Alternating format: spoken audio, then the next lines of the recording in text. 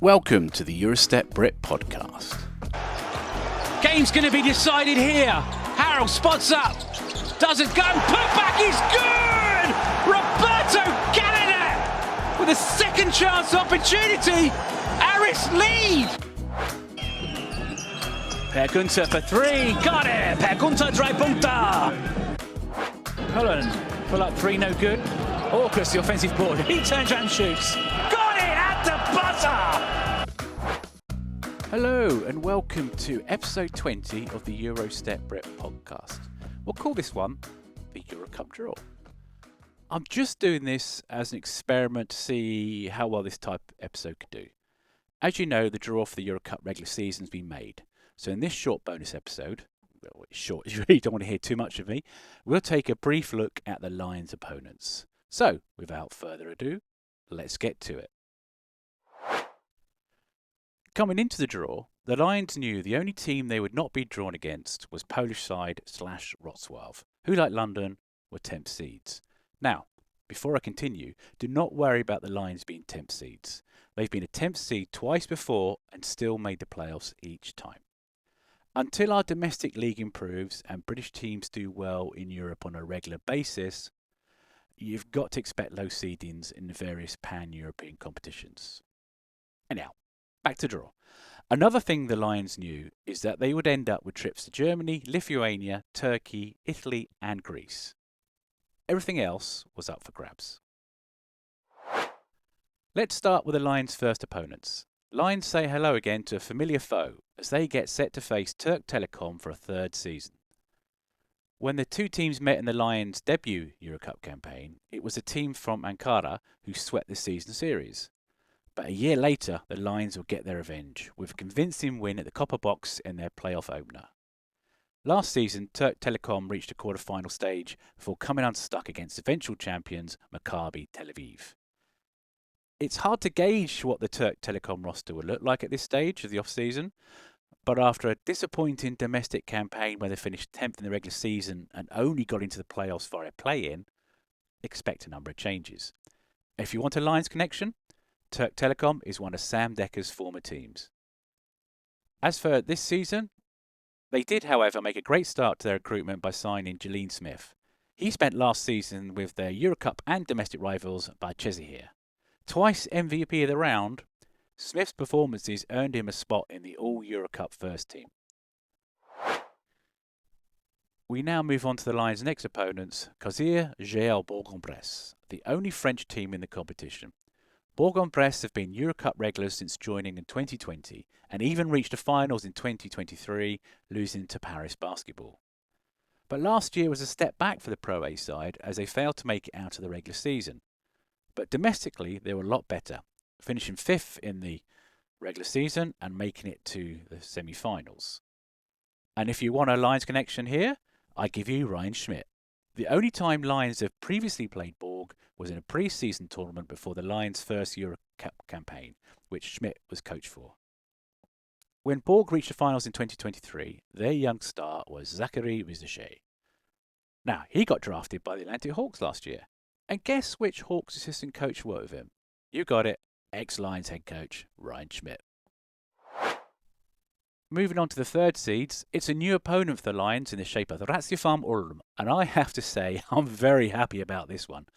As any regular podcast listener will know, Lions versus Ulm is pretty much my dream EuroCup matchup.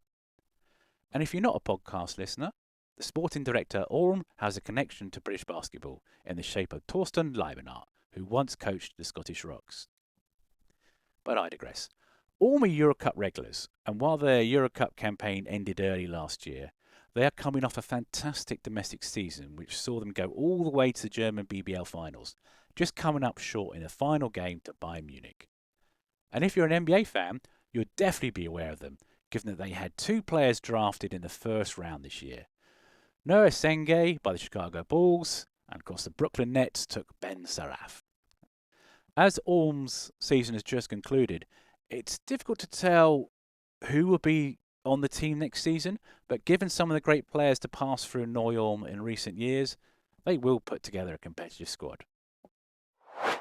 When it came to the fourth seeds, Lions knew they would be facing a team from Istanbul. In the end, it was Besiktas who were drawn.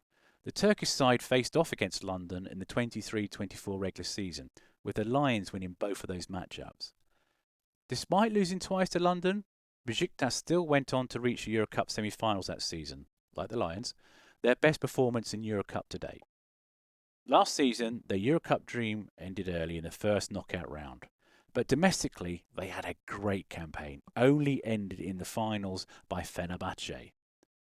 At the time recording, Besiktas have been overhauling their squad, but one player who can look forward to London Lions reunion is Connor Morgan. Connor was part of that Lions squad that reached the semi-finals in 2024 and then signed for Besiktas last season. Now to the 5th seed, and it's another case of hello again, as the Lions are drawn against Budućnost Voli Podgorica of Montenegro. The Lions would probably prefer to play the other 5th seed, Emanuele Venice, as Budućnost swept the Lions when they met in the 2022-23 season. However, it's actually going to be Podgorica's first visit to the Copper Box, as the last time these two teams met in London, it was at Wembley Arena.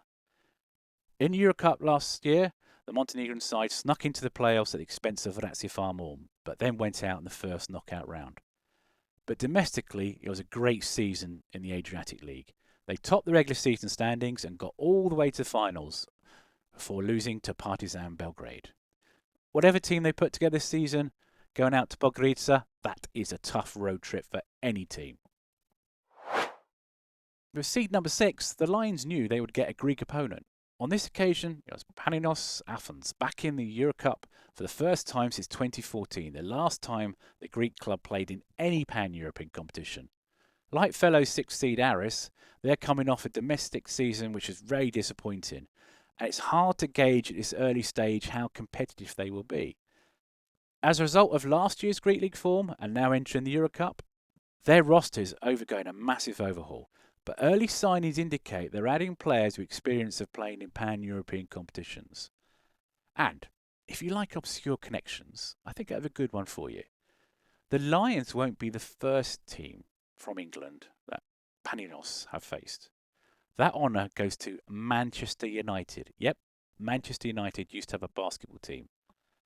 The teams met in the FIBA Korak Cup back in September 1987. With United prevailing over 2 legs. If Pot 6 offered the Lions a Greek opponent, Pot 7 would ensure one from Lithuania. In this case, it's a EuroCup regular in the shape of Lietkabelis Panevėžys, and this will be their 8th appearance in the last 10 EuroCup seasons. Domestically, Lietkabelis play in a league which has been dominated by Žalgiris Kaunas and Rytas Vilnius in recent seasons. But the Lietkabelis are always there or thereabouts at the end of the season, are usually a safe bet to make it to the Championship semi-final stage. In EuroCup, they've struggled in recent seasons and haven't made the playoffs in the last 2 years. But having commentated on a few of their games over the years, I've seen they can be a tough team to beat when they're on form. And it's a shame the Lions won't have Alan Hadzibegovic in their roster next season, as Alan actually made his EuroCup debut for Lietkabelis back during the 2023-24 season. That would have been a nice reunion. When it came to the 8 seeds, Lions were reunited with Dolomiti Energia Trento. They will have happy memories, the Italian team, as the Lions' very first win in EuroCup came at the Copper Box against the side from Trentino. Trento had a bridge connection, but as next season, it's no more. GB international Quinn Ellis spent 2 successful seasons with Trento, becoming a key part of their rotation. It's worth noting that Trento are coming off the back of a very strong season. While they didn't make the EuroCup playoffs, they had a great domestic campaign as they won the Italian Cup. Ellis was a key part of that team, and his reward now is a chance to play in the EuroLeague after he signed with Milan. And finally, the 9th seeds, Niners Chemnitz. The team from Saxony are relative newcomers to the pan-European stage, having first entered in 2022. But they didn't have long to wait for success as they won the FIBA EuroCup in 2024 and last season reached the Basketball Champions League play-ins. Not bad for a team who have only been in Germany's top flight since 2020. Aside from the first season, Chemnitz have made the playoffs every year domestically, and one thing I've learned about the Bundesliga over recent years, it is not easy to maintain a regular spot in the postseason. Moving up to EuroCup is another step up for Chemnitz, and it'll be interesting to see how they do in this competition. As for a connection to Britain, one of Chemnitz's former coaches is Mike Taylor, who 22 years ago was head coach of the Essex Leopards. If you want to know what his experience at Chemnitz was like, check out episode 6 of the podcast, where he was my guest. In it, he also talks about coaching the other 2 German teams in this year's EuroCup, Ratiofarm Ulm and Viola Towers Hamburg. Right, hope you enjoyed that. One of the things I've been asked already is, which is the easiest/harder group, and are Lions in the best group? I'd say it's impossible to say at this stage, as we don't know the full rosters for each team.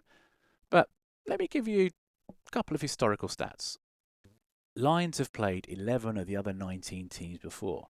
Had Lions placed in Group A, their combined record against those teams, obviously excluding fellow 10th seed /Wrocław, is 8 wins and 4 losses. And that's mostly thanks to playing Hamburg Towers. The Lions' record against their Group B opponents today, 5 wins and 4 losses. Regardless of the group, that's a couple of good stats for the Lions. Right, well, that's it for now. If this episode does well, I'd love to revisit again near the start of the season, maybe even get a guest on to talk about it.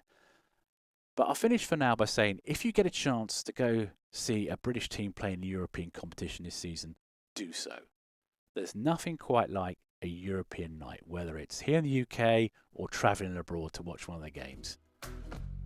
Until the next time, my name's Niall Gray. Thanks for listening. You've been listening to the Eurostep Brit podcast, a Hoops and Hockey production.